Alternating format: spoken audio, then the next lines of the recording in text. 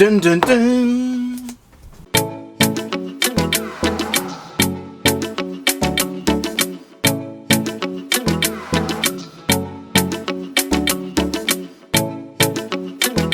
Hey, how's it going everyone? We're here with a special review this time. This is for the New York Comic Con Super Saiyan Broly exclusive edition. Now, I was very fortunate to get my hands on this figure. There's a written review actually on the Tamashii website, so there'll be linked below. So go check there if you do want to see more photos of this figure and a written review. And I'll also link a review link for the other exclusives, the Ultraman and the Gundam RX-78 too. So be sure to go check those out if you are interested. But yeah, this is a beast of a figure. It's actually almost too big for me to review, so I'm actually a bit worried about Prungo later this year. I may need to adjust my setup, but anyway, straight away we can see the lovely duotone colours for this box with the lovely green coming through. Obviously this figure is very green. We've got a green effect, we've got a green metallic highlights throughout his whole finish, which I think looks really nice. So yeah, let's swing around to the back here. We have a nice selection of images as usual, showcasing what the figure does come with. But beyond that, everything is pretty standard. So now that he's out of his outer box, this is the inner packaging. So yeah, we've Broly himself in the centre. We've got two additional faces, the teeth gritting, the mouth open, shouting. He's fully powered up, letting out all that rage before he pummels Hero, Vegeta and Goku. And for hands, he's got the clenched fist. The open gripping one's good for gripping onto Goku's face while he smashes him into a ice wall. Well, actually, what's that Gogeta? Ooh, let me know below. It's been a while since I've seen the movie. But yeah, we also do have the open hand hands there as well, so we'll get a closer look at those a little bit later in the video. But behind, ooh, I love this. I love it when we get two clamshells in a figure. On the back we have the green aura. Really digging the colour. Pair it up with a nice green light. It kind of comes through even more, which is really cool. Subtle in the centre, vibrant on the tip. So yeah, really nice. Pairs well with the figure. Plus it can split. I like that. Versatile. Versatile effects, always good. So yeah, let's jump over now to that finish.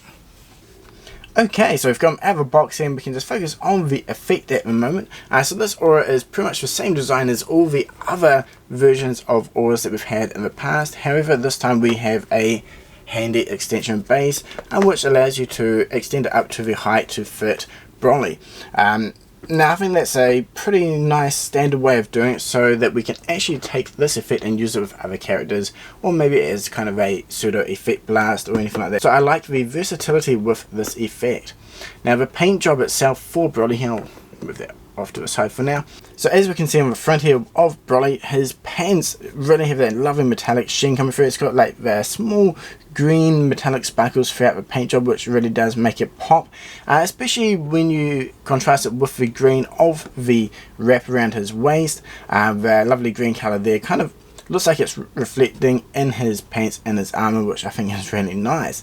The overall skin tones for this Broly is, I believe it is a slightly darker colour compared to the original release, a bit more tan. I think yeah, it's looking really nice on this figure. It contrasts well with the green colours, and then with the hair it's very much similar or almost the same colouring as that of the clone Goku. However, we do have that shiny kind of metallic look through there with the green highlights to have it kind of match the full powered up aura effect for this version. And even the same with the grey parts of the armour, it kind of has those colouring sprinkled throughout it. I think that is really nice. That's what I feel EE or the event exclusives should be, and none of these brand new figures like Super Saiyan 2 or even the Kaioken from last year, but taking an existing figure as is and just slapping on a new paint job. I think that's what makes these fun, and it's not quite so disappointing for those who live in regions where you don't have access. So at least until Tamashii or Bandai decides to give a proper worldwide release for every EE, I hope we only get these types of releases. Now this figure was pretty controversial, I'm going to say. A lot of hate going around, a lot of people really kind of despise this figure. I don't really get why. Yeah, I guess people are going to spoil it from Super Saiyan 2 now, where they actually want a brand new figure style release, but yeah, there were some pretty bad photos posted of this figure early on, unfortunately, which I think didn't really make this figure stand out compared to the other figures. Now if you have the original, there's not much of a huge reason to get this unless you are a collector and you want all the figures, or if you specifically want the aura. But if you love this version of Broly, I do think he is a must-have for every collection. And if you're not new to this channel, you know I don't like Super that much. I'm not really a big fan, but even I am actually digging this figure. Kind of surprised since I don't like this Broly. It's not Broly to me. But yeah, so if you do actually like this version, I think you'll love this figure. Now for articulation, we won't dive too deeply, but we will have a quick look for those that haven't seen the original or even don't have it. So starting with his head, you'll notice straight away that his hair will hit his armor, and it is quite limiting depending on the pose. So you do need to play around a little bit to kind of angle the hair so it will split on either side of his armor. But I mean, going forward is pretty nice. The neck will move as well. Going back, he is extremely limited due to the hair. So that is one part that is a shame with this figure. But his armor moves out of the way extremely well. So you can actually pose him quite nicely without the armor flaps getting in the way like some of the other armored figures. And he has some chunky butterfly joints here in the inner shoulder area, which is nice. Though the kind of the shape of his armor is a little bit limiting there, but he can move around quite nicely. And then if you combine it with the joint directly on his shoulder there, you do get a decent range of motion. Now I've just taken this one out of the box, so he's still a little bit stiff.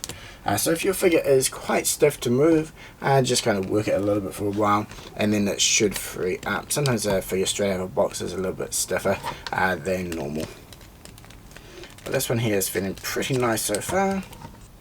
We also have the bicep swivel there, so that can definitely help to get some of those dynamic poses.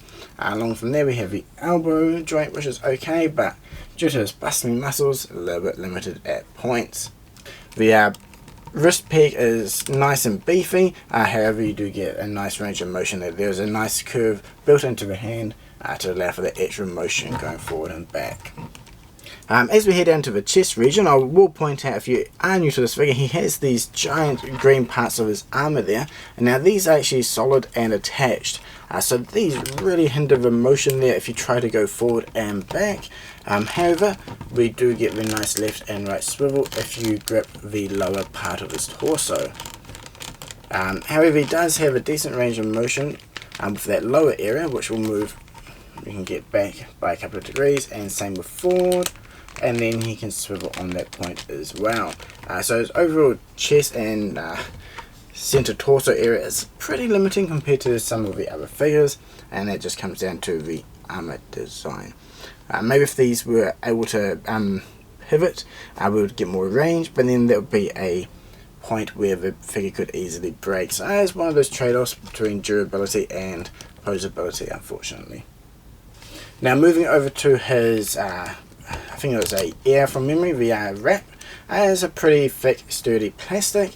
However, on the back there, it can lift right up on a joint there, so it doesn't really hinder too much. So unless you're looking directly from the back, it's going to look pretty nice, especially if you kind of bring it down a little bit and fan out these side parts.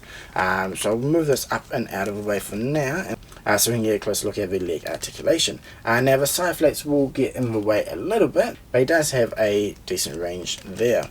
And again for his knee, overall pretty good considering the sheer size of those legs. And just while I have these out of the way, just want to point out again, check out the lovely metallic colour coming through. Really digging that. It does give it a lot more depth and detail, especially from a shiny finish. Now this version of Broly is rocking some giant clown shoes, but we do have a decent range of motion, even though we have, I guess the armor comes down the side there, but going forward and back is pretty nice. And again for the swivel, it doesn't hinder too much since they are all curved, so it does kind of follow the contours of the shoe. And again, the usual toe tip point of articulation, nothing new there.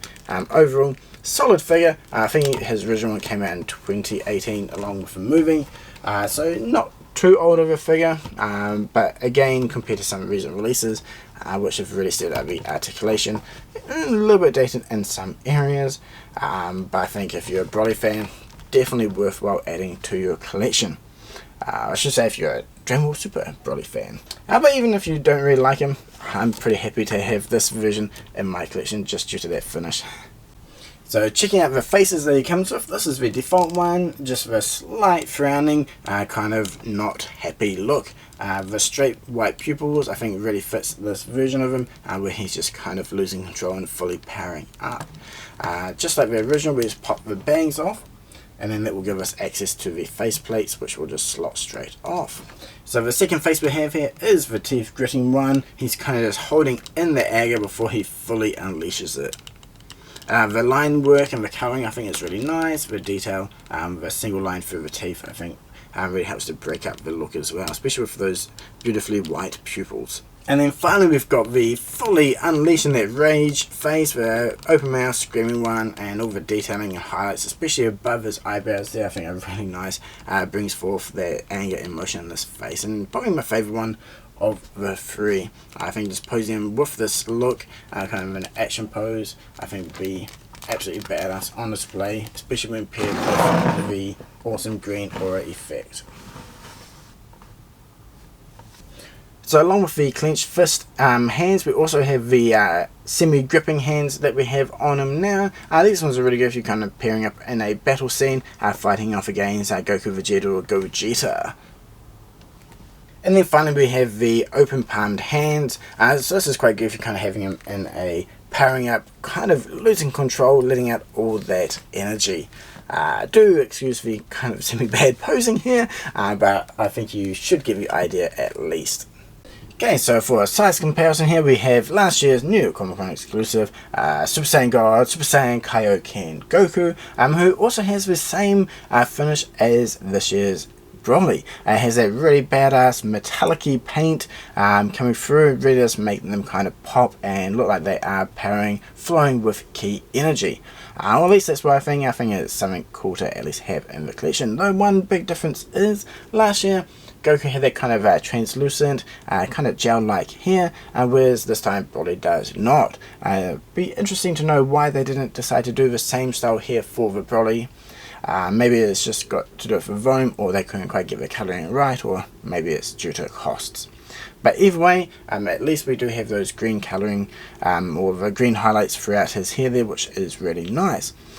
So yeah, I think the well, nothing new here for the sizing. I think we've all known this for a long time since the original one came out, but together I think these two look pretty nice, and having them next to each other you can definitely see that Broly is a beast of a figure, and carried in terms of sizing compared to our hero Goku. So that brings us to the pros and cons of this figure. Now straight off pros, I love that aura of the green colour, and I think it will match up the OG Broly from Dragon Ball Z really well as well. So that is a huge bonus. And the fact that you can separate it, I actually like that. It means it is a lot more versatile than just having one single piece. And we can also give it extra detailing in the center there, like it's kind of coming up in two waves, so it does make it look like the ki is pulsing. The overall finish for Broly I think is really nice. The metallic paint, I really dig it, and even the skin tones for the Broly here, I quite like the slightly more darker tanned colour, especially works a bit nicer with those darker lines of his scarring as well, so that is nice. And I have heard a lot of people complain that, oh, in good light he looks good, but in normal bad lighting he looks horrible. I don't really think that's the case. I think bad lighting he photographs badly, and that is definitely true. Bright lights he looks really good on photos, but even in your normal room, if you don't have big bright lights on like I do right now, he will still look nice in person. So yeah, I wouldn't worry about that too much if that is one factor keeping you from picking up this figure. So yeah, if you do get the chance, I definitely do recommend jumping on him. The overall accessories is pretty nice. We get a slim selection of hands, but I think it's enough to at least get him into the poses that you need. And then the three facial expressions, I think well, they look really nice like all the other recent figures. And it covers all the main expressions for this version of the figure. Now the cons, event exclusive, I still don't like them. I really hope Bandai will change the way they do it going forward. I don't know, I want all fans to have equal access to everything one way or another. I think that'll be really good for the community in general. The other cons, I don't really have anything. I mean, it's a recolor of an older figure. So all the comments from that one translate over to this one. The limited articulation due to his armor design and so forth, but that's not really anything unique for this one release or could have been changed. So I won't dwell on those. Though for one thing, I think it would have been quite cool if they could have gone with a translucent hair like last year's Goku. But maybe it actually looks really bad. It's one of those things. If we don't have them side by side, it is quite hard to tell if it is a pro or con for the hair that they picked. So yeah, what do you think about this release? Drop a comment below, hit that like, subscribe button, all that cool stuff so you can keep track of all the future releases as well. But I'm definitely keen to read about what you think about this figure. Now there are extra photos on Instagram and they'll also be up on Rockchala along with 360 images as well if you do want to get a closer look. Plus, go check out the article on the Tamashii site, which is linked below, and it seems like my background LED has just died, so I think this is the perfect place to end this video. So thank you very much for watching, and until next time, cheers!